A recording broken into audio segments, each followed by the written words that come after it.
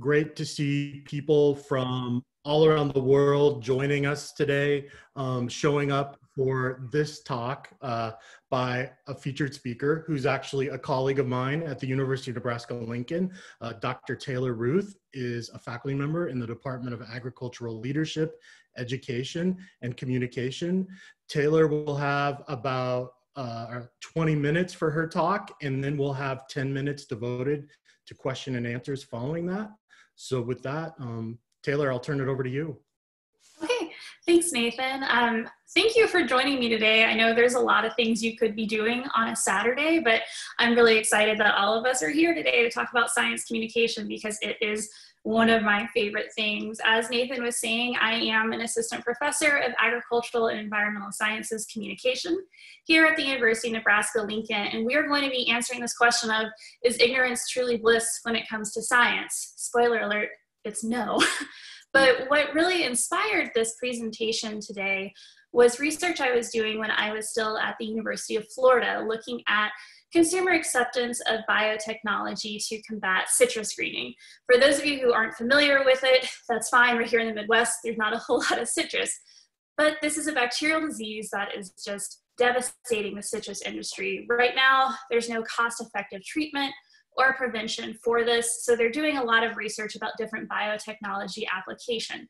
GMOs are the most likely solution to this problem, genetically modifying the oranges so they can be resistant to the bacteria or inhibit the little bug that spreads it, or there's some topical sprays too that might help to limit the spread of this disease. So we were brought on to do different focus groups and research to understand, okay, so if we roll out these applications, what happens? What will consumers think about this? And will they continue to purchase buying oranges that are treated in this way? And the answers that we got in the focus groups really surprised myself and my colleagues because they weren't really what you would typically expect.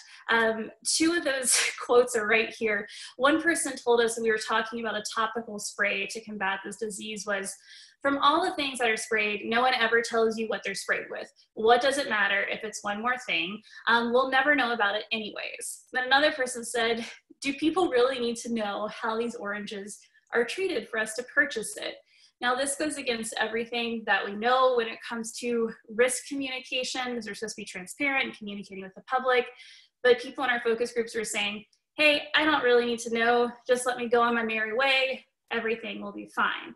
Now, this is in the context of citrus, which isn't, make or break for everybody, but we're seeing now that this idea of just ignoring the science, ignoring the risks that we're seeing can cause some major issues with communications and public health practices. If you look at some of these recent news stories related to COVID-19, you see that there's schools, there's organizations, there's people who are ignoring best practices, and it's really impacting the public in a detrimental way. So we have to figure out as communicators, how do we overcome this and how can we communicate about our science? So today what we're going to be talking about is risk communication principles and how that intersects with science communication principles, because the two really do go hand in hand. We're also going to review some recent research that I just finished collecting literally this week related to risk communication and COVID-19 that I think you'll find really interesting, and also discuss these implications for science communication. So I want you to just take a second and look at this image here and think about what you see. I'm willing to bet that some of you are seeing a chalice or a cup here in the middle. Some of you are seeing two people looking at each other. Some of you might be seeing a third thing, but we all have different perceptions of what we're seeing. And the same thing happens with risks and how we're assessing those risks as well. Our past experiences, our values, our knowledge, they all shape how we are viewing risks that we see every single day. Now, I am from Florida. I grew up in Florida, and I have discovered that my risk assessment of an alligator is very different from people that I meet here in the Midwest. If I see an alligator, as long as it's not at dusk or it's not near a nest, I'm usually pretty okay, and I'll just go on my merry way. That's because my past experiences with them, my knowledge of them has shaped my risk assessment of that animal. Not saying they're not dangerous, but I don't feel too in danger when I do encounter them out in the wild. So we have to remember when we are talking about risk communication and science communication, it's all coming down to perceptions. Even though science does have these definitive answers, we have to understand how people are interpreting that research, interpreting that science to be able to communicate with them.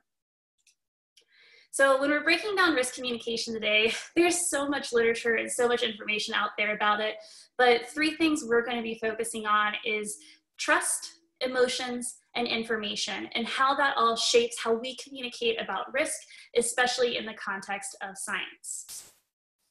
So first, talking about trust. What I mean by trust is an expression of confidence between 2 parties. It's an exchange, it's a transaction, it's a relationship.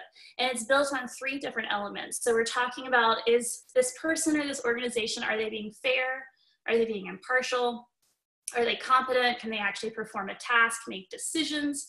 And are they efficient? Do they have an efficient use of money and efficient use of resources?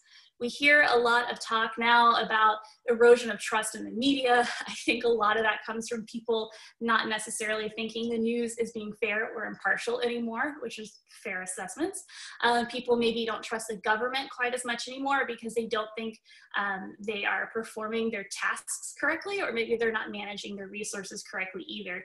So when we're looking at trust and building those relationships with our stakeholders, those are 3 different things we have to consider as we're choosing who's going to be our spokesperson, who's going to be reaching out to these groups to make sure that they trust them, because trust really is an instrumental piece when we're talking about risk communication. It's a major contributor to that perceived risk, and public trust is an inverse relationship to perceived risk. So if there's a decreased trust in a person, in an organization, in a service that's being offered, there's going to be a perceived increase in risk in engaging with that, and vice versa. So increased trust leads to decreased perceptions of risk. And with scientists, one of the nice things, Pew Research Center has done quite a bit of research looking at trust in scientists, and we've seen an increase in that trust over recent years. Now, this data comes from 2019, so I'd be interested to see what this looks like now, but it has increased. But we're still seeing differences in trust in scientists between different groups. People with high knowledge, high science knowledge, they have more trust in scientists than people with low science knowledge. Additionally, people that lean more Republican, they have slightly lower confidence and trust in those scientists compared to those with more Democratic leaning. So it's important as we're communicating to these different groups of people that we know who we're talking to, so that way we can actually use a source that they trust for that information and for that communication. We're also going to talk about emotions, and this is one of my favorite concepts to talk about with science communication, risk communication, and it's called the Backfire Effect. I love this analogy of Bugs Bunny with Elmer Fudd. You see Elmer Fudd's trying to hunt him down, and Bug sticks his finger in the gun, and it backfires on him. And in this case, we're Elmer Fudd. We're trying to not hunt down, but find our audience and tell them, like, hey, we've got this great information for you about the science and the research that we're doing. And that person just say, I'm not going to listen, and it backfires. We've seen in research that people with these really strong attitudes towards topics, especially if there's emotion wrapped around that too, when you present them with information counter to what they already believe, it can actually cause them to go even further in the direction they're already headed with that attitude. And typically, that's not what we want as communicators. So we have to keep that in mind when we're communicating to people, especially about risk, because risk is so strongly connected to emotion. So we can't just ignore that when we're communicating to them. And there's some really interesting research out there related to this. So this one study looked at messaging related to vaccines. And how do we communicate about vaccines? How do we tell people, you know, you should vaccinate your children? There's not really a link between the MMR vaccine and autism.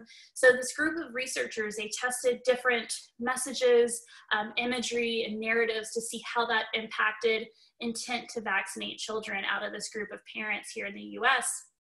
What they found was parents who had really strong negative emotions towards vaccines, they were actually less likely to vaccinate their child after receiving this positive vaccine messaging, or messaging saying there wasn't really a scientific link between autism and these vaccines. What's really interesting to me too, we talk about in science often how we should use imagery and storytelling, but with these groups with these strong negative attitudes, when they saw images of children who were affected by measles, or they read dramatic narratives about these children, it actually increased their risk perceptions of the vaccine and its side effects. So we're seeing this backfire effect once again, where people have these strong emotional ties to this topic. And when we try to change their attitude by just coming at them with facts or with storytelling or with images, it actually strengthens that. So we need to consider that when we're figuring out who's our audience to communicate to, so they actually listen to the research that we're communicating or listen to the science, and they can then make accurate decisions. And then I also mentioned we're going to be talking about information and how that impacts risk communication. This is the part we're going to spend a little bit more time on, because I recently completed a study with a colleague of mine at Oklahoma State University, Dr. Kiso Settle. We collected 500 survey responses from residents across the state, looking at how they're engaging with risk information related to COVID-19. So this risk information seeking and processing is a really important model for us to understand, because it looks at how people actually engage with that information and how they find that risk information. So it looks at those seeking behaviors. Are people finding this risk information through routine behaviors? You know, like you're scrolling through Facebook and you just come across it passively, or you're watching the nightly news, or is it non-routine? Are you actually digging in, looking, doing the research on your own, trying to find out more information about this topic? It also looks at how people are processing the risk information too. Are they relying on heuristic processing, where you're focusing more on, okay, what is the quality of argument? Do I just want to look at surface level of this topic? Who's communicating? Is it just one person that I trust? Is this good enough? Not a really deep level of consideration, versus systematic processing, where they are digging in deeper, looking for more information, really considering that information before making a decision. And whether it's what type of seeking behavior and processing they go through is dependent on these different things here. So individual characteristics, their knowledge about that topic, or really the gap in knowledge sometimes, information insufficiency. So do they think that they need more information, so that would encourage them to actually seek out more? Subjective norms about the topic. Is this something that people expect me to know? If I'm not expected to know it, I'm probably not going to do a whole lot of research on it on my own or give it a whole lot of consideration. Our perceived information gathering capacity. You know how you get to a point during the workday where you're like, I've taken in as much information as I can't do anymore. That also impacts how we engage with risk information. And then finally, these relevant channel beliefs. So not all channels are created equal. We see this, people go to specific news channels for information, and that also impacts just what risk information we are even exposed to, which would then shape how we seek that information, how we process that information, and how we've assessed that risk. And Pew Research, once again, they've got some really interesting data within this area, looking at how exaggerated the risks of COVID-19 are interpreted by people who lean more Republican versus lean more Democrat. And we can see that there's pretty clear differences there with those risks. But you can also see differences with what channels they're going to. So if they're going to channels that mostly align with their views, they feel like the risks are exaggerated a little bit more than those that are going to channels with different views and different viewpoints. So you can see how that information channel influences that risk perception too. Now, like I said, we just finished collecting survey data this week. Like literally, we had some of these final responses coming in yesterday. So I do want to just quickly say, please take this with a grain of salt. We haven't published this yet, so you're the first people to get to see this. We had 500 respondents total from Oklahoma complete this survey. And then I pulled out just the people who identified as Democrats or Republicans to share with you, to look at how they're engaging with this risk information. And we asked a question about, what is your risk perception of these different activities during this time of COVID, so since March, basically, are you very or extremely concerned?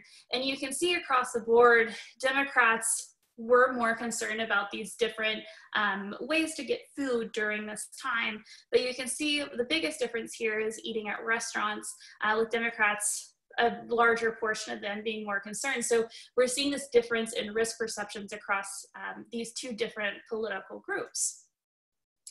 And then these are a few questions looking at information seeking. So how are these people actually finding information and engaging with information related to COVID-19? And you can see differences here once again. This one's really interesting to me. So 76% of the people who said they were Democrats indicated that when the topic of COVID-19 comes up, I try to learn more about it. They agreed or strongly agreed, compared to 49% of Republicans. We're also seeing that 56% of Democrats said that they would likely go out of their way to find information about COVID-19, compared to 35% of Republicans. So we're seeing differences in the way these groups are actually seeking that information about COVID-19. Also, with information processing, you can see differences across the board once again, with a higher percentage of Republicans saying that they rarely spend a whole lot of time thinking about COVID-19, 37% compared to 21%. Luckily, we're not seeing super high numbers there for that, which is encouraging. And we're also seeing Republicans say, have a larger portion saying, there's more than enough information out there about COVID-19. I don't need a whole lot of more. Both groups said, I just focus on key points related to this. And interestingly, Democrats said, I really need the advice of one expert. That's enough for me to make decisions related to COVID-19. And fewer Republicans agreed with that statement there. So, like I said, this is all preliminary data, but looking at this quickly, you can see that there are political affiliations that are influencing risk perceptions. I'm sure that's not surprising to anybody here. We can see that in the media very clearly. But it's important for us to understand how these people are engaging with that risk information. And what we're seeing is Democrats are using this non-routine information seeking behavior and systematic processing, compared to Republicans who are using more routine information seeking behavior. So they're not going out and looking for information and relying on heuristic processing. So if we're communicating to these two groups, we would do that differently. With Republicans, you might have to be working more with their local channels to get onto their news station for them to find your information passively, where people that lean more Democratic, they might be voluntarily coming to talks or webinars about this topic instead. So considerations for science communication, just to summarize everything we've talked about here, it's important for us to be building relationships with our stakeholders to understand who it is they're trusting, and for them to start trusting us more, for them to feel like, hey, these people are being fair and impartial, they are making good decisions, they are using their resources adequately, so they can start trusting what we are talking to them about and focusing on transparency with those groups. Now, like I said, not everybody is going to trust scientists equally, so we have to find sources that are appropriate for the audience we're talking to so we can get our message across. I would also recommend targeting that movable middle for our communication so we can avoid that backfire effect. Those really extreme groups, like I talked about the anti-vaxxers, they're often a very loud minority, but they can still influence those people in the middle who don't really know how they feel about these topics. So we need to make sure we're part of that conversation too. And also just making sure we're tailoring our communication. That includes the source, the message, and the channel that we are using so we can reach those target audiences based on how they are processing, based on how they are seeking that risk information. And I want to leave you with one final quote from that citrus study that we talked about at the very beginning of this presentation. When we were talking about citrus greening and these different applications to literally save the citrus industry, somebody said, you know, I think we're focused on fixing something that we're not even too sure is a problem. This solution doesn't really sound good because we don't see it as a problem to be fixed. When I was putting this presentation together and I saw this, it made me stop because it really made me think about some of the issues we're seeing with public health related to COVID-19 right now, with some people just aren't really seeing this as a problem. So they don't really see the solutions that we're trying as necessary. So it's important that we make sure that the public is not going with a ignorance is bliss mentality when it comes to science, focusing on some of these risk communication strategies so that way they can start making decisions that are backed by and informed by science in the future. And I think that is my time. So thank you for joining me today. I am looking forward to answering questions. I'm going to stop sharing my screen though, so that way I can see the chat box a little bit easier. So thank you. The question on Backfire, my personal experience leads me to think that partly people's fear of being wrong and digging into their perspective derives from the American culture's emphasis, wrong equals stupid, fair. Fear of failure, also fair. Do you have any recommendations on how to combat this perception to normalize that changing your opinion upon evidence is not being gullible or influenced by the newest fad? That is a super question. My recommendation for that, and I talk to my students about this quite a bit. I teach students that come from really rich agricultural backgrounds, and they have such a strong tie to the industry that they just want to share it with everybody, but the public doesn't always understand that. So I tell them we have to meet that person where they're at, so that way we can start talking with them and building off of what their own experiences are, what their own knowledge is. We can't just come in trying to shove our science down their throats, even if we know we're right. So to make those people not feel wrong or stupid, we have to start asking them questions, understand how they feel about this topic. That way we can start addressing those problems and then start showing them resources that might answer some of those questions that I'm sure that they have. So meeting people halfway, meeting them where they're at and asking them questions would be my answer to that. And it looks like Lauren also asked, of the 500 participants, how many identified as Democrat and how many identified as Republican? Yeah, that's a good question. So there were 130 Republicans and then 100 Democrats.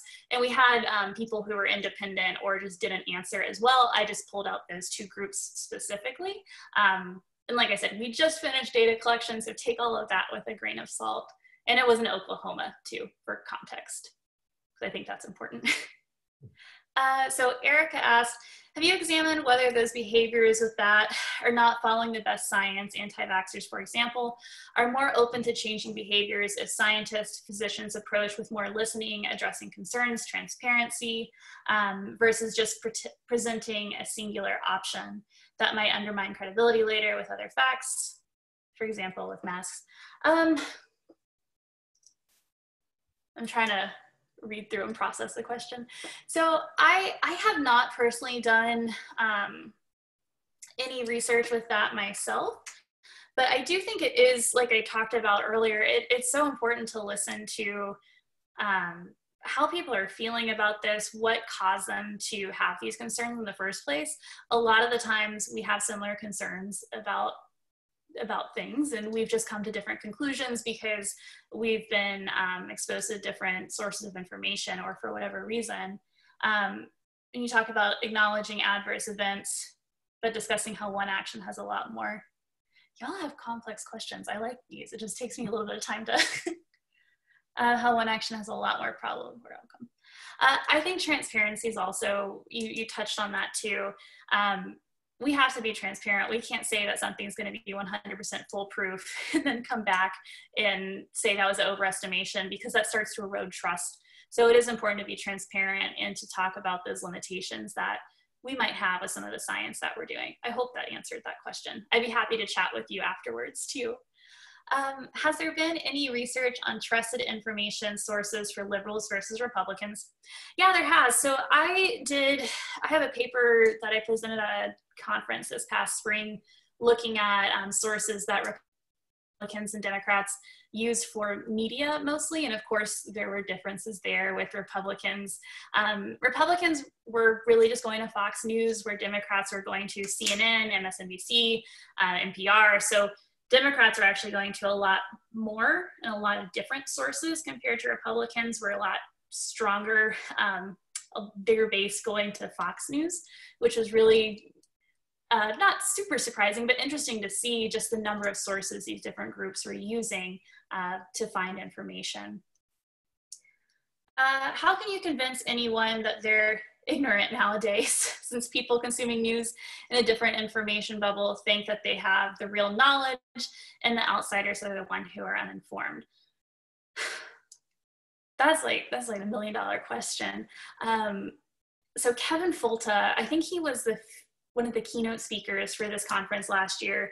He was on my dissertation committee at the University of Florida when I was there.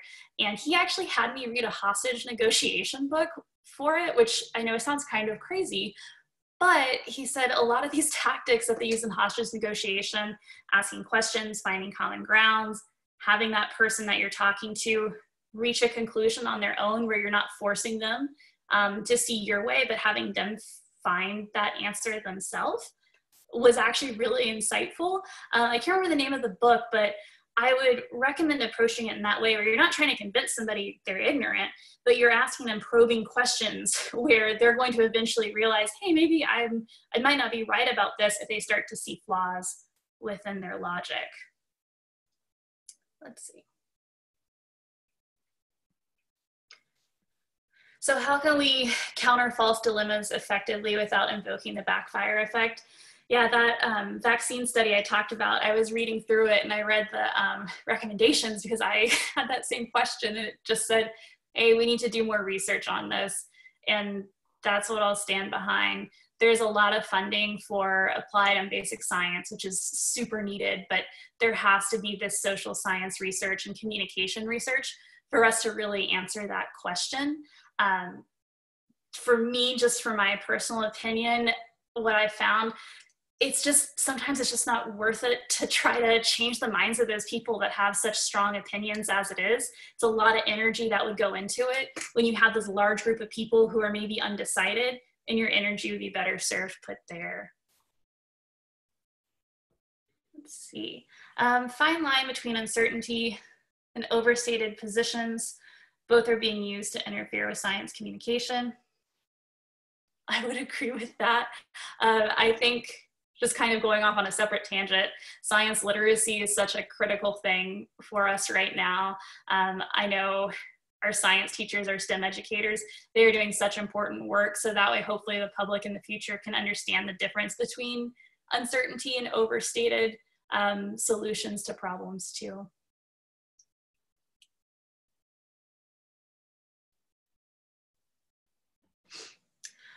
So I really like this question. I recently read something about these beliefs being entrenched within concepts of identity.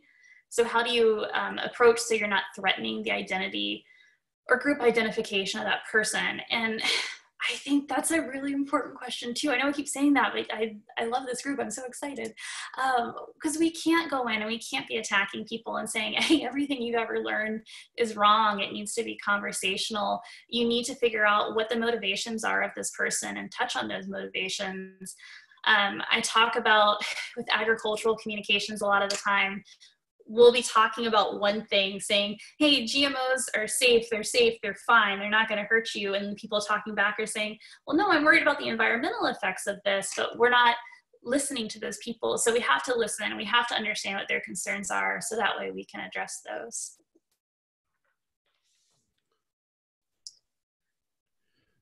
How do we convey scientific debate and changing recommendations? That's a good question too. I went on a rant the other night because I saw a meme about how Fauci keeps changing his recommendations for mask wearing and what that looks like. And that comes back to science literacy and understanding that science is an evolving process, and that it is a process, it's not an end result. So whether that's through informal or formal education, making sure that students are exposed to those concepts of science literacy and the application of science, and not just here's the answer, you know, A, B, C, D, E, what's the correct answer, but what's the application? What does this mean? So that way when they see it communicated in the news or the media, they can understand that a little bit better. Taylor, it looks like that's all the questions that have come in on chat. And I think Stephanie is reminding us that we're at time. Okay. So Yes. With that, I would love to thank you for a fantastic presentation and for doing an excellent job of you know, responding to Q&A and facilitating that dialogue in this virtual space. So thanks so much, Taylor, for your time. Thank you. Y'all had some great questions. You made me think a lot. And if you want to contact me, my email is just my name, taylor.ruth@unl.edu, and I would love to chat with y'all some more about these things. Great. Thank you, Thanks, Taylor. Taylor.